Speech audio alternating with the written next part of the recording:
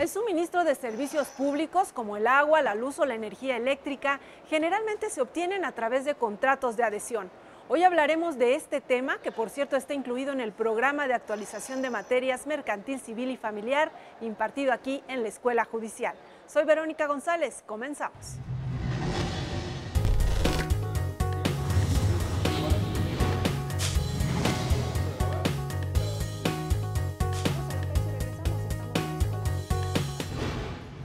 Para hablar sobre el tema de hoy está con nosotros aquí en Escuela Judicial el magistrado Leonel Castillo González. Él es egresado de la Facultad de Derecho y Ciencias Sociales de la Universidad Michoacana de San Nicolás de Hidalgo.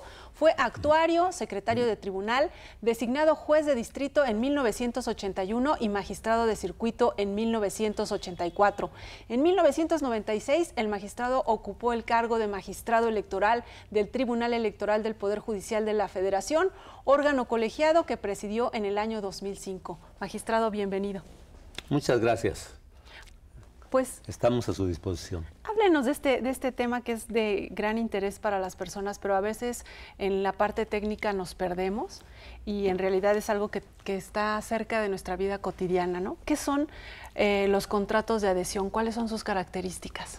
Sí, estos contratos entran en el marco del derecho del consumidor, del derecho de protección a los consumidores.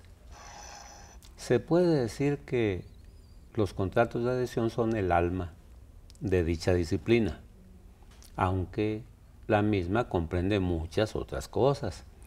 Intervención del Estado en tutela de protección al consumidor, desde la publicidad engañosa, por ejemplo, buscan tomar medidas en contra de esto, buscar la seguridad de los consumidores en sus relaciones con los proveedores, en fin. Pero los elementos fundamentales del derecho del consumidor, los sujetos, son los proveedores de mercancías o servicios y los consumidores. Los que van a consumir. ¿Este tipo de contratos de adhesión los podemos ver en la prestación de servicios solamente? Como por ejemplo. No, en el tráfico de mercancías en general. Por ejemplo, a lo mejor a eso se iba a referir, los servicios turísticos. ¿Sí? Bueno, cuando compramos un paquete turístico y nos vamos a nuestras merecidas vacaciones. Sí. Pues estamos celebrando un contrato de adhesión. Cuando compramos cigarros, ¿también? Los que fuman, también. Todo tipo de contratos que se celebran con los comerciantes, con los proveedores, en fin, son contratos de adhesión. ¿Por qué de adhesión? Seguramente sí. Cualquiera se lo preguntará. Y ahí viene la cualidad esencial. En estos contratos, el clausulado, o sea, las reglas que van a regir estos contratos, no se integran, no se construyen por las dos partes. En realidad es una sola parte la que redacta el contrato, la que redacta las cláusulas que van a regir esa relación. Y no las redacta para una sola persona. Si usted es la compradora de la televisión, no redacta para usted, sino para todo aquel que les vaya a comprar televisiones u otras mercancías. Por ejemplo, en una tienda de estas de venta múltiple, ¿no? Los malls o qué sé yo, en Estados Unidos. Y aquí, pues, su equivalente. Ya hay contratos de antemano en los cuales el consumidor no tiene otra opción más que aceptar todas las aceptarlos o rechazarlos. ¿Cómo le hace si lo rechaza, necesita el servicio, necesita la mercancía, maneras, sí. Lo va a ir a buscar a otro lado. Y en otro lado van a tener su propio contrato de adhesión y también le van a decir, bueno, ¿lo quieres o no lo quieres? ¿Lo tomas o lo dejas? Por eso se llama de adhesión. De adhesión, porque al consumidor lo único que le queda es adherirse, pegarse a lo que está, aceptarlo tal como está o rechazarlo. ¿En qué momento el consumidor firma ese contrato? Por ejemplo, nos decía a la hora de un paquete, cuando adquiere uno un paquete para viajar. Bueno, hay casos en que ni se firma. Ya las entonces? cosas están... A ver, usted seguramente irá, no voy a decir nombres, pero a alguno de los grandes negocios que venden ropa y muebles y todo. Y le gusta una prenda, le gusta un mueble, etcétera, un cuadro. Pues usted lo compra, paga y se acabó. ¿En qué momento firmó un contrato? En ninguno.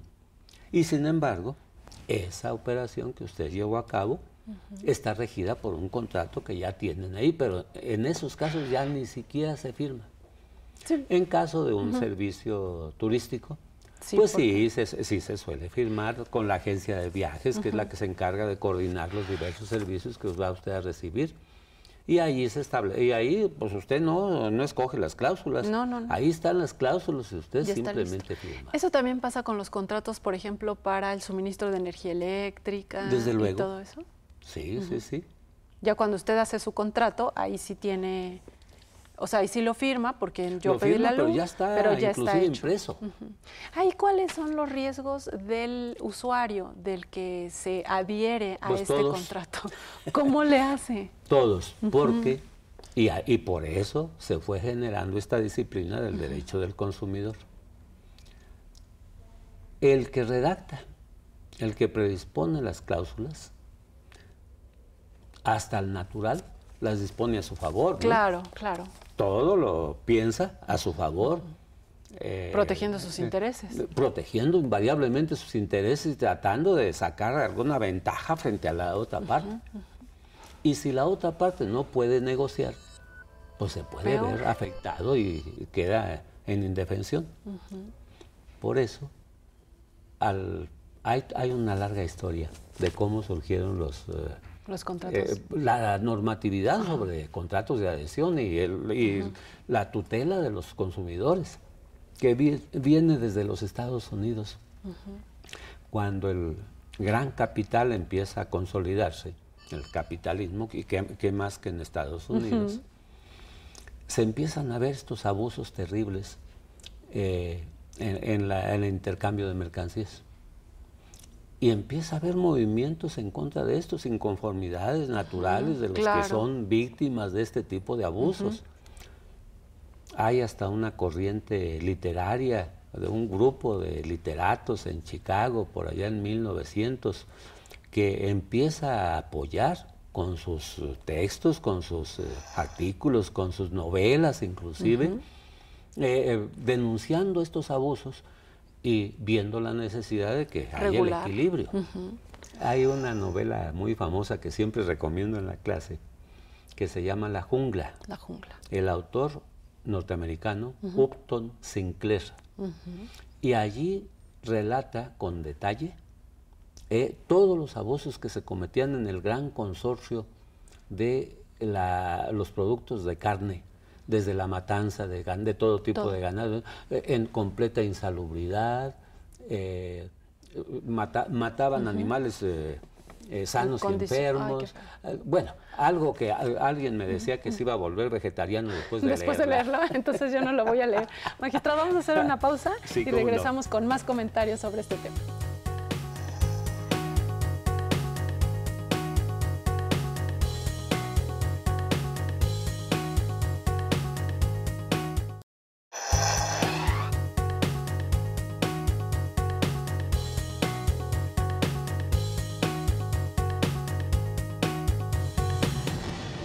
Echemos un vistazo a las actividades académicas de la Escuela Judicial y regresamos con el tema de hoy.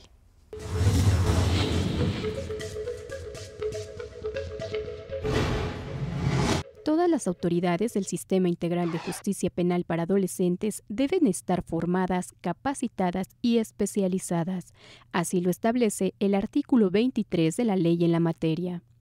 Así se preparan defensores públicos federales y ministerios públicos en las aulas del Instituto de la Judicatura Federal. Particularmente nosotros, los defensores públicos, tenemos la obligación y la responsabilidad, reitero a la vez, de capacitarnos para empatizar y ponernos en los zapatos de los adolescentes, comprenderlos, orientarlos y representarlos legalmente.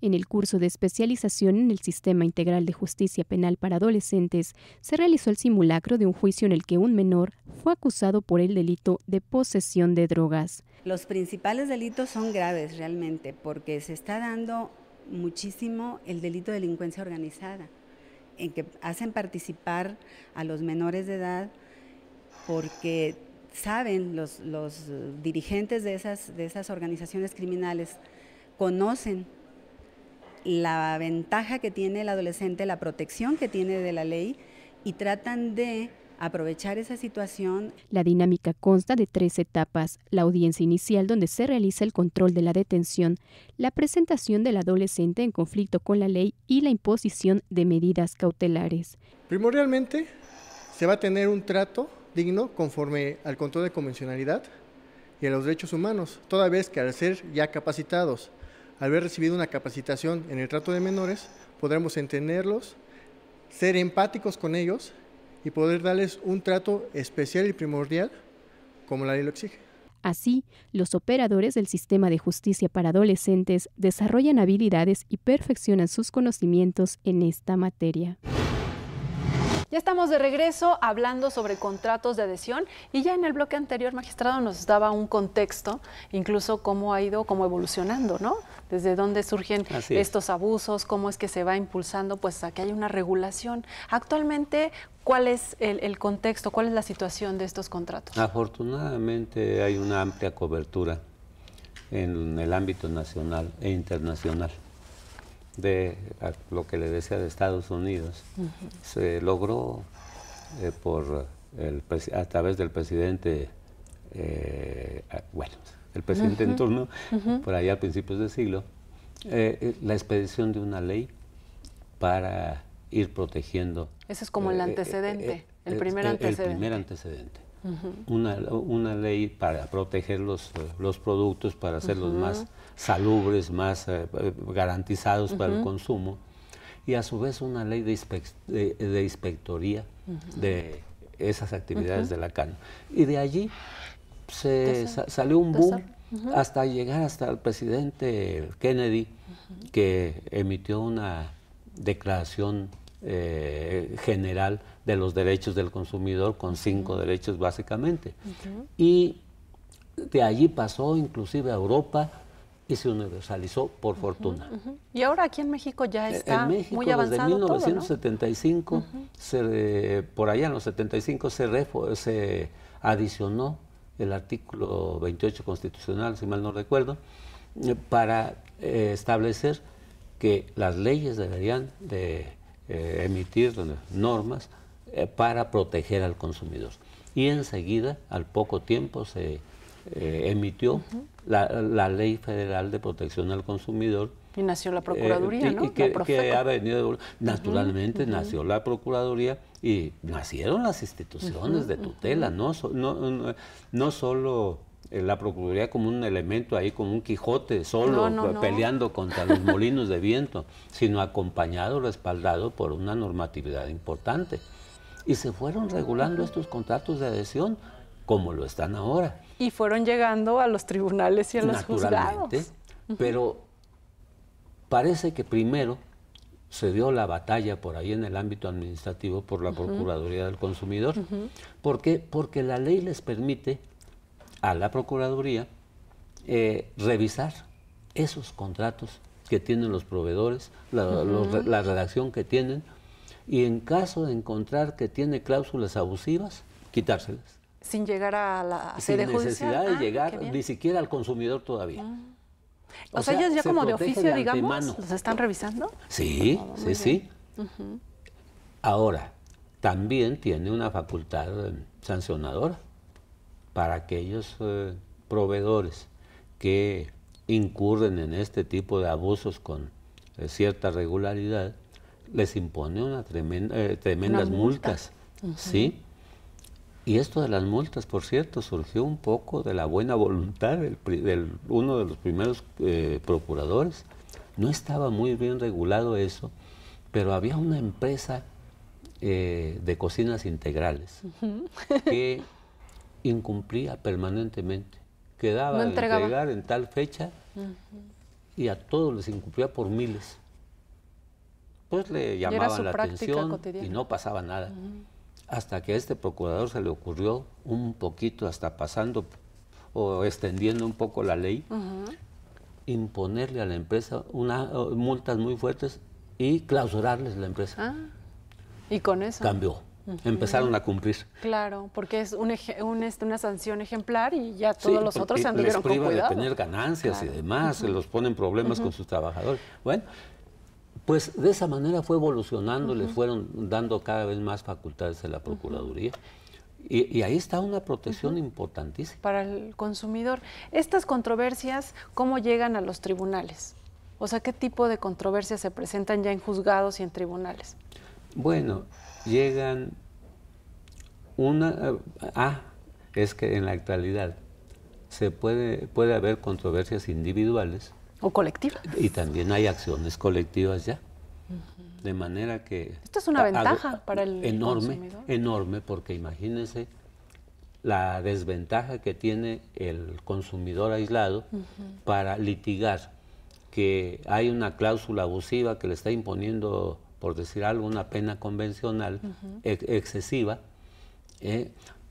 ¿Cuánto le cuesta ir con un abogado? El tiempo que se necesita, por más que sea corto o que hagamos la lucha porque sea corto, el tiempo que se lleva, todas las vueltas y ya hasta el aspecto mental de estar peleando en un juicio no es nada agradable para nadie. Bueno, y sin embargo, hay quienes luchan en ese ámbito contra su contrato. Me estás imponiendo recuerdo, por ejemplo, en un servicio de televisión por cable, hubo consumidores que se inconformaron por los contratos que les presentaba la cablera.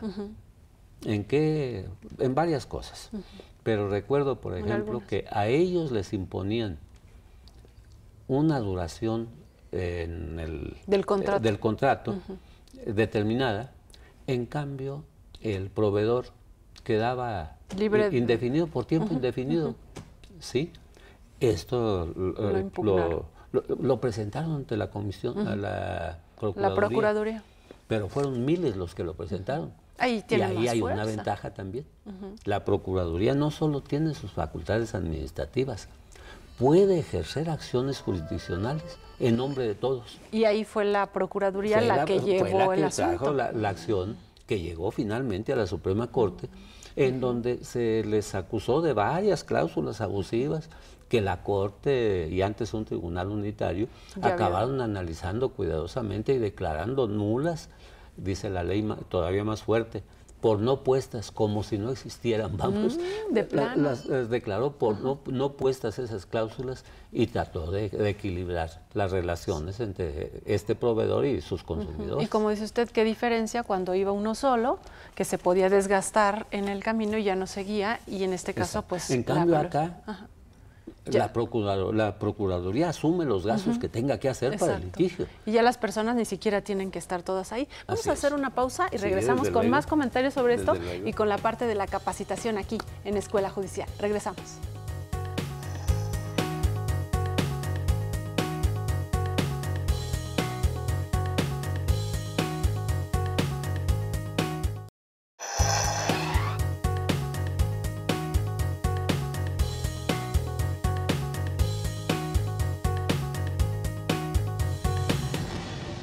Vamos a ver los eventos que tiene programados el Instituto de la Judicatura Federal para los próximos días y regresamos con las conclusiones del tema de hoy.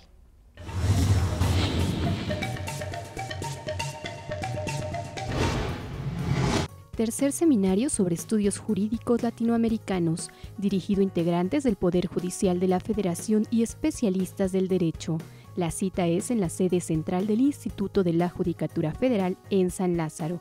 Inicia el 1 de octubre. Consulte las bases en www.ijf.cjf.gov.mx. Convocatoria para el proceso de selección por capacitación para el cargo de administrador de los Centros de Justicia Penal Federal.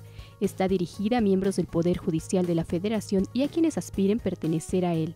El examen de aptitud es el 11 de octubre. Consulte las bases en www.ijf.cjf.gov.mx. Ya estamos en la parte final del programa hablando sobre los contratos de adhesión y bueno, ya nos ha venido explicando, magistrado, un poco el contexto, un poco cómo llegan estas controversias a los tribunales y ahora queremos que nos comparta, estando aquí en el Instituto de la Judicatura Federal, por qué es importante actualizar los conocimientos de los jueces, de los magistrados, de los secretarios en esta materia.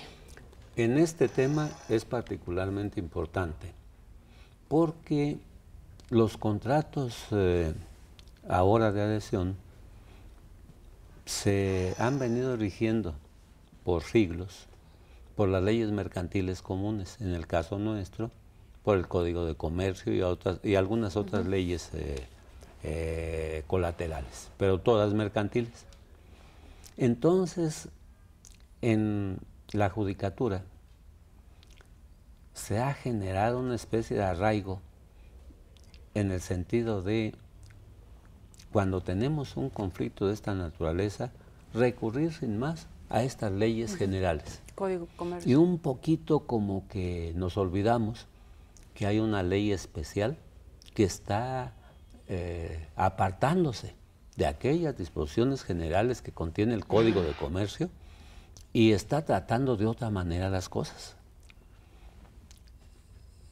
Esa es mi experiencia vista en los demás. Yo por mi parte me empecé a percatar hace tiempo de la necesidad de no tratar de resolver nada más con las reglas tradicionales, sino con las nuevas reglas específicas para estos asuntos. Y encontramos cosas muy interesantes. Por ejemplo, en materia de seguros, se encuentra que muchas veces, algunas veces, al asegurado, la compañía aseguradora no le entrega el texto, el documento de condiciones generales que van a regir el contrato. O bien, algunas veces tiene algunas cláusulas bastante oscuras. Y esas no las pone... no queda claro. Y entonces, cuando se actualiza el siniestro, entonces vienen las clásicas respuestas del seguro para no pagar.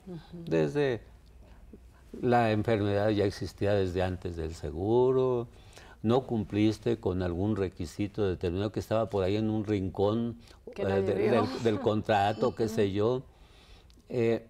Pues ante eso, aplicando los principios y reglas del derecho del consumidor, hemos llegado a declarar no obligatorias para el asegurado esas cláusulas y gracias a eso han obtenido el resarcimiento de los daños que han llegado a sufrir. Hace poco, muy poco, tuvimos un caso de un contrato bancario.